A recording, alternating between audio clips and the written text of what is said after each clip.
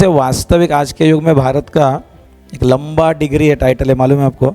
What is India called? Multiple comma comma comma अपने संविधान ने डाल के रखा है।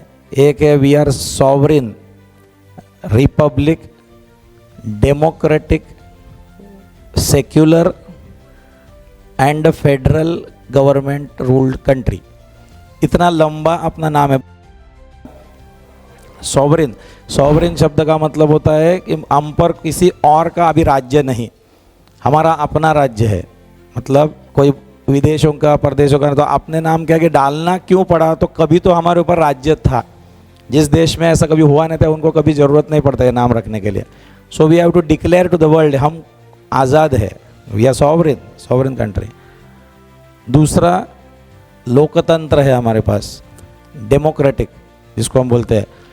तो लोकतंत्र उसका मतलब पूरा तंत्र देश का किसके हाथ में? By the people, for the people, of the people. मतलब ये सरकार किसकी है? By the people, for the people, लोगों के लिए, ऑफ द पीपल। अब पता नहीं वो उसमें फॉर द पीपल कितना रह गया, ऑफ द पीपल कितना वो भी पता नहीं। डेफिनेटली बाय द पीपल रह गया है, it is BUY, by the people. वो बीच वाला वो यू ऐड हो गया उनका, हाँ, because you forgot your self, तुम भूल गए हो क्या तुम्हारी ताकत थी। वो याद दिलाने के लिए गुरु आना पड़ता है। इट हैज़ लिटरली बिकम क्या उसको बोलते हैं, सिस्टम का कुछ, उसको मॉकरी बोलते हैं, कुछ खेल बन के रह गया है। तो बाय द पीपल मतलब वास्तविक हो रहा है, किसी को कुछ स्कीम्स के द्वारा, आप ही का पैसा होता है, वो कोई अपने जेब से लगाता नहीं है। हाँ, राजा वास्तविक पब्लिक के लिए खर्चा करना होता है उसने, but not for the personal gains, for our gains. हाँ, तो याद रखना। सेकंड क्या बोला? लोकतंत्र, we are democracy. Acharya Chanakya ji बोलते थे लोकतंत्र जिस दिन बहुत प्रचलित हो जाएगा, इट विल बिकम फेमस, वो लोगों को अच्छा लगेगा, तो समझना घोर कलयुग आ जाएगा। मेरे वचन नहीं, आचार्य चाणक्य जी के। क्योंकि वो बोलते थे कि लोकतंत्र में इट इज़, चलो in the real sense, by the people, for the people, of the people.